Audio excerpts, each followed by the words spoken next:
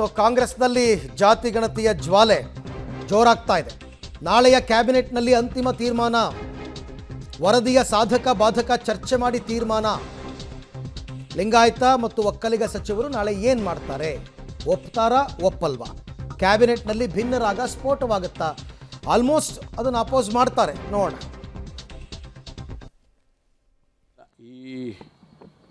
ಈ ವರದಿ ಸಂಪುಟಕ್ಕೆ ಕೈ ಸೇರಿದ ಮೇಲೆ ಮಾನ್ಯ ಮುಖ್ಯಮಂತ್ರಿಗಳು ಇದರ ಬಗ್ಗೆ ನಾವೆಲ್ಲ ಹೇಳಿದ್ವು, ನಮಗೀಗ ಕೊಟ್ಬಿಟ್ಟು ಚರ್ಚೆ ಮಾಡಿ ಅಂದರೆ ಹೆಂಗೆ ಮಾಡೋಕ್ಕಾಗುತ್ತೆ, ಸಮಯ ಬೇಕು, ನಾವೆಲ್ಲ ಓದ್ಕೊಂಡು ಬರಬೇಕು ಅಂತ ಹೇಳಿದಾಗ ಅವರು ಒಂದು ವಾರ ಸಮಯ ಕೊಟ್ಟು ನಮಗೆಲ್ಲ ಕಾಪಿಗಳನ್ನು ಕೊಡಿಸಿದ್ದಾರೆ.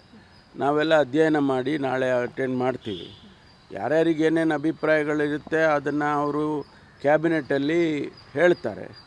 ಅಂತಿಮವಾಗಿ ಏನು ನಿರ್ಧಾರ ಆಗುತ್ತೆ ಸಂಪುಟದಲ್ಲಿ ಅದನ್ನು ಕಾಯ್ದು ನೋಡೋಣ. ಶಾಮನೂರು ಈ ವರದಿ ಒಪ್ಪಲ್ಲ, ಅದೇಗೆ ರಾಜ್ಯಭಾರ ನಡೆಸ್ತಾರೆ, ನಮ್ಮನ್ನು ಬಿಟ್ಬಿಟ್ಟು ನೋಡೋಣ ಅನ್ನೋ ಮಾತನ್ನು ಹೇಳಿದ್ದಾರೆ. ನೋಡಪ್ಪ, ಎಲ್ಲದಕ್ಕೂ ನನ್ನಿಂದ ನೀವು ಉತ್ತರ ಬಯಸೋದಕ್ಕಾಗೋದಿಲ್ಲ. Please don't ask such questions.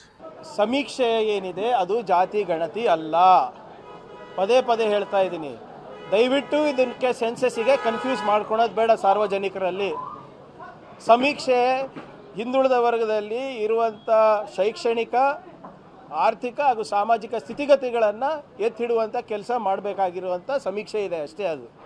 ಅದು ವೈಜ್ಞಾನಿಕವಾಗಿದೆಯೋ ಅವೈಜ್ಞಾನಿಕವಾಗಿದೆಯೋ ಅದನ್ನು ಪರಿಷ್ಕರಣೆ ನಾಳೆ ಕ್ಯಾಬಿನೆಟ್ನಲ್ಲಿ ಆಗುತ್ತೆ. ಯಾಕಷ್ಟು ಅವಸರ ಪಡ್ತಾ ಇದ್ದಾರೆ ಎಲ್ಲರೂ?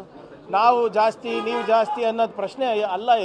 ಇದು ನಮ್ಮ ರಾಜ್ಯದಲ್ಲಿ ಹಿಂದುಳಿದ ವರ್ಗದವರು ಯಾವ ಸ್ಥಿತಿಗತಿಗಳಲ್ಲಿದ್ದಾರೆ ಅಂತ ಒಂದು ನೋಡುವ ಸಮೀಕ್ಷೆ ಅಷ್ಟೇ. ಈಗ ನಾಳೆ ಕ್ಯಾಬಿನೆಟ್ ಇದೆ, ನಾಳೆ ಚರ್ಚೆ ಆದಮೇಲೆ ತಾನೇ ತೀರ್ಮಾನ ಆಗೋದು. ಪರ ವಿರುದ್ಧವಾಗಿ ಸಾಕಷ್ಟು ಮಾತು, ಅದು ಸಹಜ, ಅದು ಸಹಜ, ಅದು ಮಾಡೇ ಮಾಡ್ತಾರದು. ನಾಳೆ ಕ್ಯಾಬಿನೆಟ್ ಕರೆದವ್ರೆ, ಕ್ಯಾಬಿನೆಟಲ್ಲಿ ನಾಳೆ ಚರ್ಚೆ ಆಗ್ತದೆ. ಚರ್ಚೆ ಆದಮೇಲೆ ನಾವು ಮಾತಾಡ್ತೀವಿ. ಸಮುದಾಯ ನಂಬರ್ 1 ಕೂಡ ದೊಡ್ಡ ಸಮುದಾಯಗಳ ನಾಯಕರು ಇಬ್ಬರು ಕೂಡ ಈಗ ಬಸ್ಸು ನಾಳೆ ಚರ್ಚೆ ಆಗ್ತದೆ. ಚರ್ಚೆ ಆದಮೇಲೆ ತಾನೇ ನಾವು ಮಾತಾಡಬೇಕು. ಇನ್ನು ಚರ್ಚೆನಾಗಿಲ್ಲ, ಏನಂತ ಮಾತಾಡೋದು? ಏನು ತೀರ್ಮಾನ ತಗೊಂಡಿದ್ದೀವಿ ಅಂತ ಹೇಳಬೇಕು. ಚರ್ಚೆ ಆಗಿದೆ ಸರ್. ಮುಂಚೆಯಿಂದ ನಿಮ್ಮ ಒತ್ತಾಯ ಇತ್ತು ಸರ್, ಜನಸಂಖ್ಯೆಗೆ ಅನುಗುಣವಾಗಿ ತಮ್ಮ ಸಮುದಾಯಕ್ಕೆ ರಾಜಕೀಯವಾಗಿ ಪ್ರಾತಿನಿಧ್ಯ ಸಿಗ್ತಾ ಇಲ್ಲ ಅನ್ನೋ ಒಂದು ಅಸಮಾಧಾನ ಇತ್ತು. ಅದನ್ನೇ ನಾಳೆ ಇವತ್ತು ಏನು ನಾವು ಮಾತಾಡಲ್ಲ.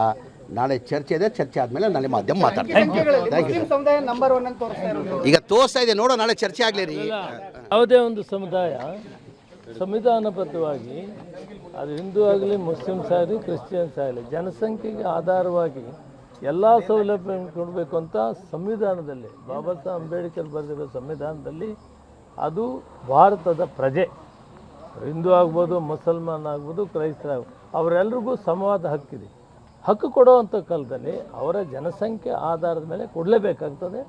ಅದು ಕಾನೂನು. ಸರ್, ಲಿಂಗಾಯತರು ಹೇಳ್ತಾ ಇದ್ದಾರೆ ಸರ್, ಗಣತಿ ಸರಿಯಾಗಿ ಆಗಿಲ್ಲ ಅಂತ.